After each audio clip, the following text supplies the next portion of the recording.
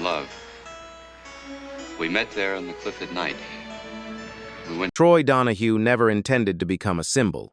In fact, for most of his early life, he never imagined himself on a movie screen at all. Born Merle Johnson, Jr., on January 27, 1936, in New York City, he grew up in a home where expectation and refinement were the minimum, not the goal. His father, a disciplined corporate executive, came from a world of straight lines and proper order. His mother, a stage actress, came from the opposite, a life of lights, applause, and emotional expression. In Troy, both worlds collided.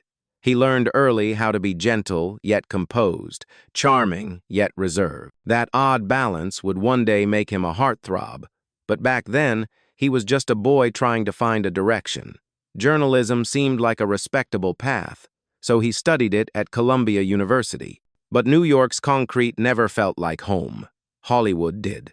And so, with youth on his side and curiosity in his blood, he followed the pull west, unaware he was walking straight into an era that would never forget him. Hollywood christened him with a new name, Troy Donahue. It sounded dreamy, cinematic, like it already belonged on a poster. Warner Brothers molded him into the perfect young, romantic lead, the handsome, sensitive hero every teenager wanted to pin on their bedroom wall. His breakthrough came in 1959 with A Summer Place, a film soaked in emotion, rebellion, and the kind of innocence America believed in before the world became complicated. Opposite Sandra Dee, he wasn't just acting. He was becoming an idea, a symbol of youth, purity, and longing.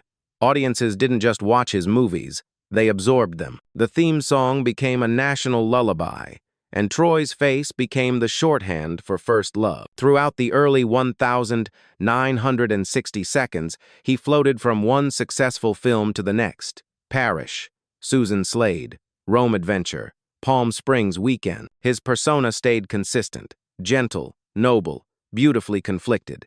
He was the boy mothers trusted and daughters daydreamed about. His fan mail outnumbered that of nearly every other actor at Warner Brothers. Yet while Troy's face graced the covers of teen magazines and his smile launched 1,000 movie posters, Hollywood itself was on the verge of transformation. By the late 1960 seconds, sweetness went out of style. Audiences wanted grit, danger, rebellion. The new anti-heroes who reflected a nation grappling with war, civil unrest, and cultural upheaval. The clean-cut boy next door didn't fit anymore, and no amount of fan mail could save him from the shift. Troy tried to adapt, but Hollywood was cruel to those it outgrew. His roles evaporated, his image became outdated overnight, and beneath the surface, he was crumbling. He battled alcoholism. He battled himself.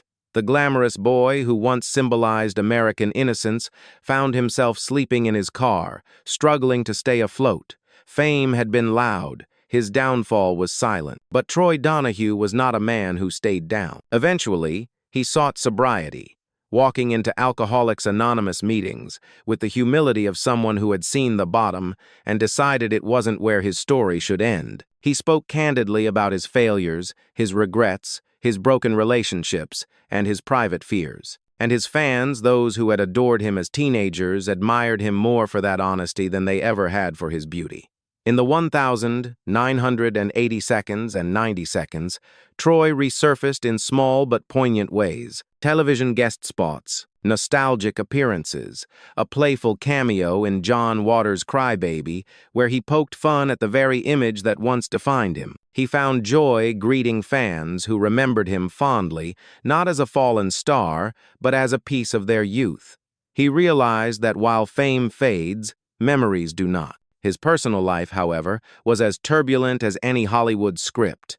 4 marriages came and went, each one leaving its mark. His first, to actress Suzanne Pleshette in 1964, burned fast and bright before ending within 9 months. Their chemistry had been undeniable on screen, but off-screen, the pressures of their careers and Troy's growing personal turmoil pulled them apart. Before Pleshette, There had been a relationship with actress Lily Cardell, which had ended in allegations and lawsuits that tarnished his carefully curated image. Hollywood had created the perfect gentleman, but life behind the scenes was far more complicated. Troy's second marriage, to actress Valerie Allen, held promise but dissolved 2 years later amid accusations of cruelty and emotional volatility. His third marriage, to Alma Sharp, took him outside the entertainment world, offering stability he desperately needed. But even that could not withstand the chaos he carried within himself, and it ended in 1972. His final marriage,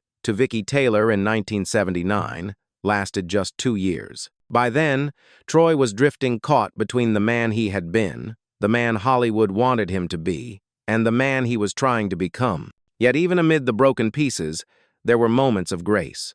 His late-life relationship with Zheng Cao, a gifted opera singer with a voice as powerful as her compassion, brought him comfort and love.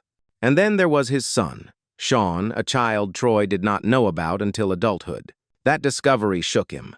For a man who regretted so much, this was a second chance he had never expected. Meeting his son gave him something real to hold on to, something not shaped by studios or scripts. In the 1,990 seconds, as Hollywood began confronting its long history of secrecy, Troy privately shared memories he had carried for decades.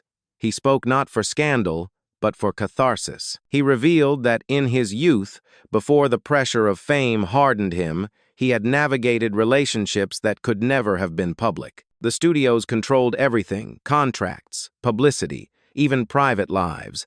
Being exposed as anything other than the all-American heartthrob could have ended his career instantly, so Troy lived behind locked doors, late-night drives, whispered connections, and carefully guarded truths. He spoke softly about the men he had cared for, not naming them as facts, but recalling them as memories shaped by fear and tenderness. Among the names whispered in those moments were Anthony Perkins and Rock Hudson, two actors whose own lives were marked by secrecy and sorrow. Troy described Perkins as gentle, thoughtful, someone who understood the life lived behind masks. And he spoke of Hudson with admiration, acknowledging the impossible burden placed on an actor forced to play society's ideal while hiding who he really was.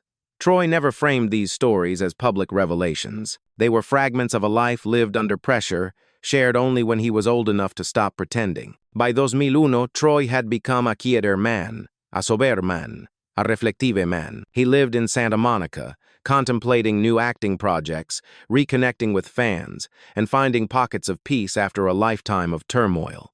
Then came the heart attack on August 30th, the rush to St. John's Health Center, the emergency angioplasty, the brief moment of hope that he might survive. But fate, which had once lifted him to the height of fame, had other plans. A second heart attack struck hours later, shattering any optimism the doctors had held. On September 1st, surgeons attempted a coronary bypass, fighting for a life that had been fought for so many times before. But Troy had endured too much. On September 2nd, 2001, surrounded by loved ones, the boy who once captured America's heart took his final breath. He was 65. News outlets remembered him for his stunning looks, his teen idol fame, his romance-filled films. Longtime fans remembered him as the dreamy blonde who defined an era, but those who knew him truly knew him remembered something else. They remembered a man who lived many lives in one body: the golden boy, the troubled actor, the survivor, the man who stumbled but kept rising, the man who finally embraced truth after years of hiding. Troy Donahue's story is not just a Hollywood tale. It is a human one of beauty and pain, fame and loss, masks and revelations. A story of reinvention, honesty, and the quiet dignity of a man who refused to let his failures define him. If Troy Donahue's journey moved you, if it revealed corners of Hollywood you never knew existed, then take a moment to hit that like button. It may seem small, but it helps this story reach others who grew up watching Troy's films or who love uncovering the quiet, complicated truths buried beneath old Hollywood's glossy surface. And while you're here, tell us in the comments, which part of his life hit you the hardest? Was it the unstoppable rise, the golden-haired boy wonder who seemed born for the spotlight? Was it the heartbreaking fall, when the world that once adored him suddenly stopped calling? Or maybe it was the personal battles he fought in silence, the addictions, the loneliness, the years when he was a forgotten figure drifting through a town that had moved on without him. Or was it something even deeper, his hidden relationships, the whispered connections he guarded because the world of the 1,950 seconds would have crushed him if he told the truth? For some of you, the most surprising part may have been his late-life redemption. The moment he chose honesty over illusion, sobriety over self-destruction, and reflection over regret. Let us know which chapter of Troy's life changed the way you see him. Your voice doesn't just participate in the conversation, it keeps his memory alive in a way Hollywood never quite did. Because Troy Donahue wasn't just a pretty face on a poster. He was a young man molded by a studio system that demanded perfection while punishing imperfection. He was a rising star who had no idea how quickly the tide could turn. He was a man who loved, who hurt, who hid, who fell apart, and who slowly pieced himself back together. And by sharing your reactions, you help give complexity back to someone who was once flattened into a single image, a heartthrob trapped in amber. You help restore the full story of a man who lived through glamour, heartbreak, reinvention, and quiet courage. So if stories like this fascinate you, stories that peel back the curtain on the legends we thought we knew, make sure to subscribe and turn on notifications. There are countless untold chapters still waiting in the shadows. Hollywood's golden age wasn't just about bright lights and flawless faces. It was about survival, reinvention, secrets whispered behind sound stages, deals made in backrooms, friendships fractured by competition, careers built on carefully constructed illusions, and lives shaped by truths too dangerous to speak aloud. And here, on this channel, we dive into all of it, the forgotten stars, the misunderstood icons, the hidden romances, the rivalries that shaped careers, and the quiet tragedies no one ever saw coming. Because behind every Hollywood photograph is a story that was never printed. Behind every film is a moment that wasn't scripted. And behind every icon, there is a truth someone hoped you would never hear. But we believe those truths deserve to be told. So stay with us. There are many more journeys like Troy's to uncover stories filled with brilliance, pain, success, loss, secrets, and resilience. Stories that shape the Hollywood we think we know, stories that echo long after the cameras stop rolling. And together, we'll bring them back into the light.